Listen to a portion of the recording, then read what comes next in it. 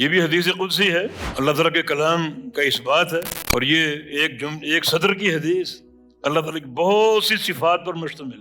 اذا احب عبدی لقائی احببت لقاءہ، احببت لقاءہ، احببت میں صفت محبت کا اس بات، اور لقاء میں اللہ تعالیٰ کے دیدار کا اس بات، رؤیت باری تعالیٰ کا اس بات، اللہ کی ملاقات اس کی رؤیت کے ساتھ ہوگی، اس کے دیدار کے ساتھ ہوگی۔ اور وَإِذَا كَرِهَ لِقَائِي كَرِهْتُ لِقَاءَهُ میں اللہ تعالیٰ کی صفت کراہت ثابت، پسند بھی کرتا ہے، ناپسند بھی کرتا ہے، محبت بھی کرتا ہے، نفرت بھی کرتا ہے، راضی بھی ہوتا ہے اور غصہ بھی کرتا ہے، سب اللہ کی صفات۔ اگر آپ کہیں کہ کراہت نہیں کرتا، یہ اللہ کے شان نشان نہیں، تو یہ نقص ہوگا اللہ کی ذات میں سبحانہ و تعالی۔ جو عمل یا جو بندہ کراہت کے قابل، اللہ کراہت کرے گا اس سے۔ معنی کیا ہے؟ جو اللہ کے لائق ہے۔ صفت محبت کی صفت کراہت میں آپ تعویلیں کریں تو تعویل کی گنجائش نہیں ہے۔ تعویل کی اساس کیا ہے جناب؟ یہ صفات انفعالی ہیں جو تغیر کو موجب ہے۔ محبت میں ایک تغیر آتا ہے، ایک بندے کی ایک نارمل کیفیت ہو، کسی محبوب کو دیکھے یا کوئی اس محبت کرنے لگے تو اندر کے جذبات تبدیل ہوتے ہیں، کراہت کرے تب بھی جذبات تبدیل ہوتے ہیں۔ محبت کا جذبہ اور ہوتا ہے، کراہت کا جذبہ اور ہوتا ہے، انفعالیت ہے یہ۔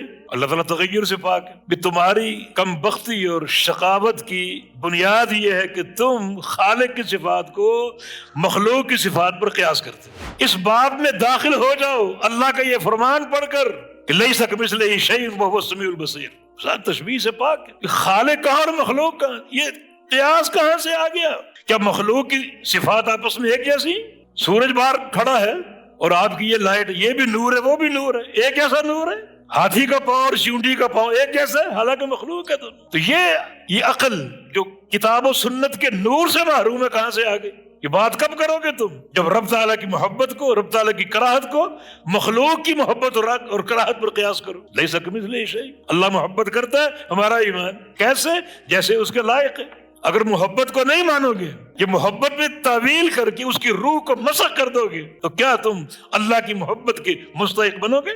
عبداللہ مبارک رحمہ اللہ، ایک بندہ اللہ کی رؤیت کا انکار کرتا تھا، اس کا جنازہ پڑھا دیا۔ جنازہ کیوں پڑھا؟ مبتدع، میں نے دعا تھوڑی کی، میں نے کہا یا اللہ، یہ تیری رؤیت کا منکر تھا، اس کو قیامت کے دن اپنی رؤیت سے محروم رکھنا۔ اب جو محبت کا منکر ہو وہ اللہ کی محبت کا مستحق ہوگا۔ تو اس ایک حدیث میں اللہ تعالیٰ کی 4 صفات کا اس بات ہے۔ قال اللہ میں صفت کلام ہے، احببت میں صفت محبت ہے، لقاء میں صفت رؤیت باری تعالیٰ ہے، اور کرہت میں صفت کراہت ہے۔ بندے کا اللہ تعالیٰ کی ملاقات چاہنا یا ملاقات نہ چاہنا، اس میں ایک اشکال ام المومنین کو پیدا ہوا، آپ کو بھی اشکال وہ ہوگا موجود۔ انہوں نے فرمایا کہ کل ما یکرہ الموت، کہ موت کون پسند کرتا ہے؟ اللہ کو ملنے کا معنی موت، تو موت تو سب کو ناپسند ہے، کون کہتا ہے میں مر جاؤں؟